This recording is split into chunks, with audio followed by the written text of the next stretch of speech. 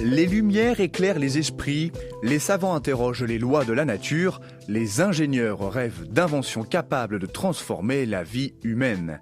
Et parmi tous ces rêves, il en est un, ancien comme l'humanité elle-même, qui revient avec une force nouvelle, voler. C'est l'histoire aujourd'hui que je vous raconte d'un vol en ballon qui a accompli la destinée d'un homme habité par son idée, Jean-Pierre François Blanchard. RCF, Histoire de Normand, Gauthier Lenôtre. Jean-Pierre François Blanchard, né en 1753 dans le département de l'Eure, précisément sur la terre des Andelys. Il est le fils d'un ouvrier tourneur, issu donc d'une famille modeste, mais profondément ancrée dans le travail manuel et mobilisant des qualités comme celle de l'ingéniosité. Durant sa jeunesse, le petit Jean-Pierre François surprend très tôt. Il démontre en effet très jeune son goût singulier pour l'invention et la mécanique. Car dès sa 12e année par exemple, il invente un piège à rats. À 16 ans, une voiture à pédales pour relier les Andelys à Rouen. À 26 ans enfin, une machine hydraulique conduisant l'eau de la Seine jusqu'à Château-Gaillard à plus de 133 mètres au-dessus du fleuve. Ces inventions ne révèlent pas des caprices, elles répondent plutôt à des besoins concrets. D'ailleurs, ces expériences, utiles à la vie de la cité, furent renouvelées à Vernon, puis à Grenoble, au-delà des frontières de sa Normandie natale. Mais Blanchard vit à une époque où l'ingénieur, en tant que statut, ne se contente plus d'améliorer l'existant. Non, il veut repousser les limites. Et aucune limite ne semble plus infranchissable à cette époque que celle qui sépare la terre du ciel. Nous sommes en effet dans un contexte de naissance de l'aréostation. Dans les années 1780, l'Europe découvre avec stupeur qu'il est possible de s'élever dans les airs. En 1783, plusieurs expériences dès lors furent observées. Et d'ailleurs, en 1783, celle d'Annonay, où les frères Joseph et Thiers de Montgolfier furent décoller un immense ballon gonflé à l'air chaud. Quelques mois plus tard, à Paris, un ballon s'est élevé devant la cour de Versailles et l'année suivante, l'homme était capable de voler pour la première fois. Oh oui, que les frères Montgolfier furent pionniers. Presque simultanément, le savant Jacques Charles mit au point un ballon gonflé à l'hydrogène, un gaz plus léger que l'air. Il y a alors eu dès lors deux voies qui se sont ouvertes, la montgolfière et le ballon à gaz. Et alors là, les journaux se sont emballés, les foules se sont pressées pour observer ce spectacle et l'aérostation est vite devenue un enjeu scientifique, politique, car savoir voler, détenir cette capacité, cette connaissance scientifique et technologique, c'est montrer sa maîtrise des lois de la nature, c'est incarner le progrès, mais également recenser un avantage certain sur le champ de bataille, ce qui fut le cas dans les décennies suivantes. Et c'est dans ce contexte de fièvre collective que Blanchard est entré en scène.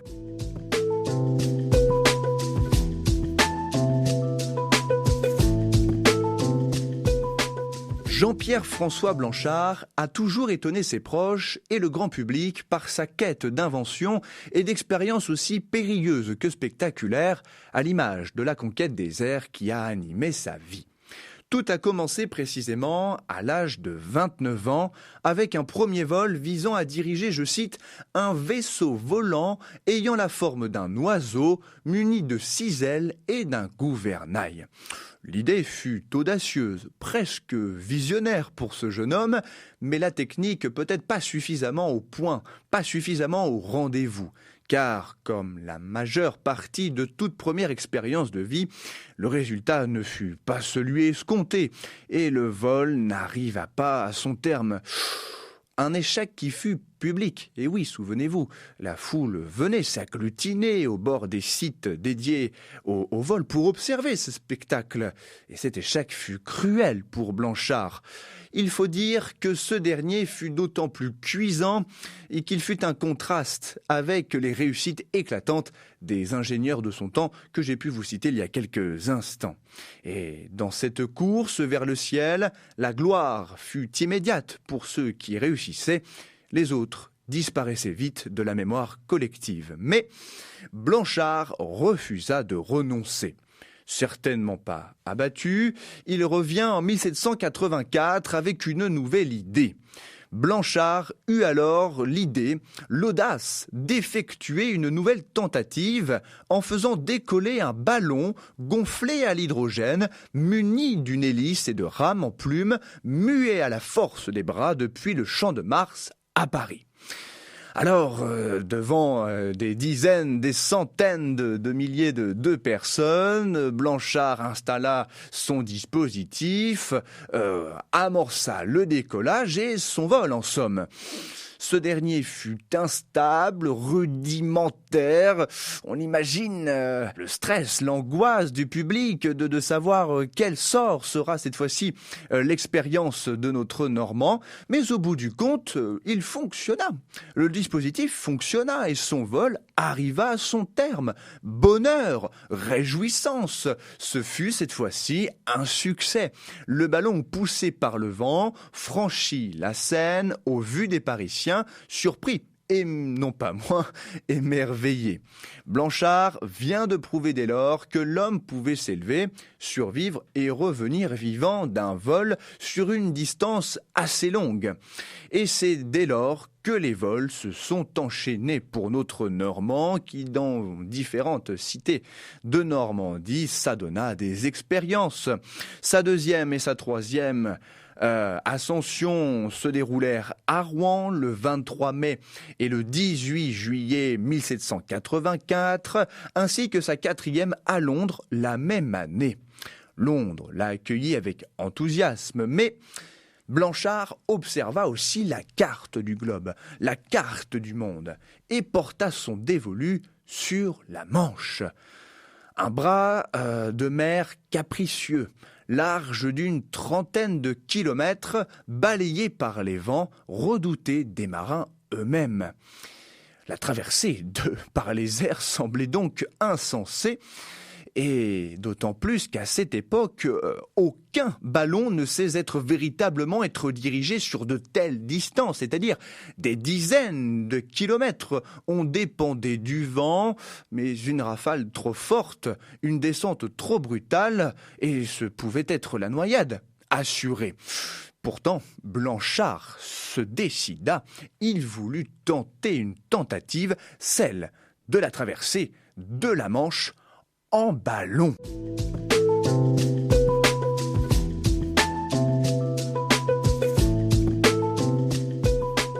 Presque 6 mois après son vol londonien, celui qui a inspiré Blanchard d'entreprendre cette initiative et après des semaines de préparation afin de calculer l'itinéraire pour rejoindre la France depuis le Royaume-Uni, consolider l'engin, le dispositif, la nacelle, Blanchard fut prêt à décoller le 7 janvier 1785 depuis la commune anglaise de Douvres.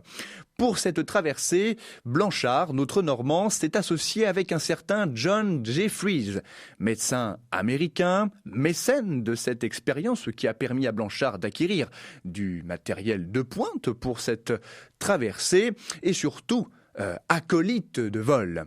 En cette matinée de janvier, dans un froid glacial, sous les hurrahs et les encouragements de la population locale, les deux hommes prirent dès lors place dans la nacelle, amorcèrent avec une petite pointe d'excitation le décollage pour finalement laisser très vite place au silence de la mer. Alors, cette traversée s'est dans un premier temps très bien déroulée. La hauteur fut bonne, le vent présent, une petite forme de quiétude et d'excitation était palpable sans doute dans la nacelle jusqu'à la première difficulté de ce vol. Nous sommes au premier tiers de la traversée et étrangement le ballon a commencé à descendre, à perdre en altitude. Alors en gardant leur sang-froid, en se regardant aussi avec une petite forme d'angoisse, les deux hommes prirent la décision de jeter par-dessus le bord tout ce qu'ils purent.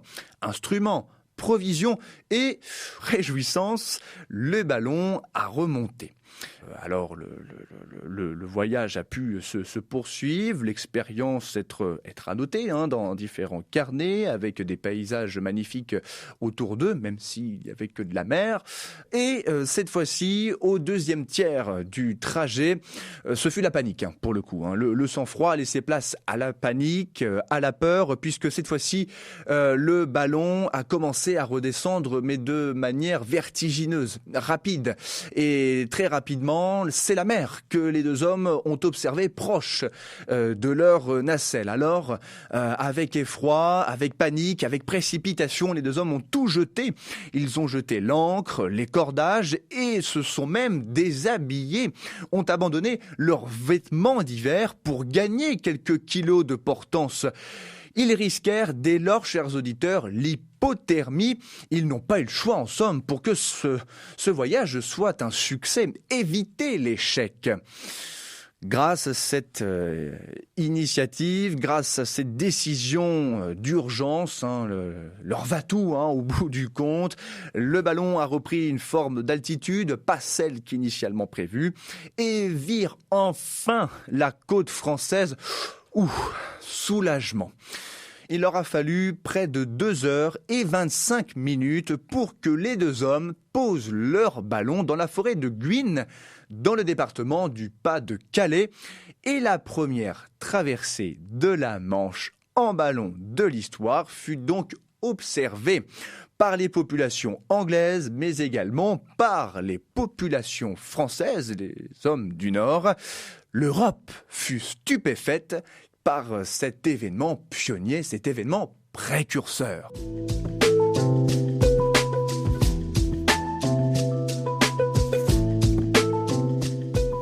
Car cet exploit eut un retentissement immense jusqu'aux États-Unis d'Amérique. Blanchard devint dès lors une célébrité internationale, sollicitée de toutes parts pour effectuer des vols dans tous les pays du globe. Londres, encore une fois, au Royaume-Uni, la France, bien entendu, les Pays-Bas, la Hollande, bref, c'est partout que la foule s'est amassée autour de lui pour observer cette nacelle, ces ballons gonflés à l'hydrogène, gagner les cieux. C'est un moyen de satisfaire le public, la foule, mais aussi de démontrer le génie humain, de le montrer à l'œuvre. Mais au bout du compte, comme à notre époque avec les avions, malgré ce bijou de technologie que sont les avions, le ciel ne pardonne pas. Et ce fut le cas pour notre Normand Blanchard, puisqu'en 1808, lors de sa 60e ascension, c'est incroyable quand même, les heures passées dans les airs, la tête non pas dans les étoiles, mais dans les nuages, qu'à La Haye, en cette année-là, il fut frappé d'apoplexie. Il chuta de son ballon et périra quelques mois plus tard. Il est mort en réalité lors d'une de ses tentatives de vol. Jean-Pierre François Blanchard aura vécu dans un siècle où l'homme a appris à quitter la terre. Il aura risqué sa vie à bien des égards, à bien des reprises, pour prouver que l'air pouvait devenir un chemin, une voie de transport, de tourisme, aussi d'observation de la terre, de la nature, mais aussi d'apport scientifique. Normand audacieux, inventeur obstiné, il a indéniablement ouvert la voie à l'aviation moderne. Et lorsque nous regardons aujourd'hui le ciel au-dessus de la Manche, nous pouvons nous souvenir qu'un jour d'hiver, en 1785, un homme, un roi, osa la traverser, porté seulement par le vent et son courage. Désormais, chers auditeurs, vous saurez.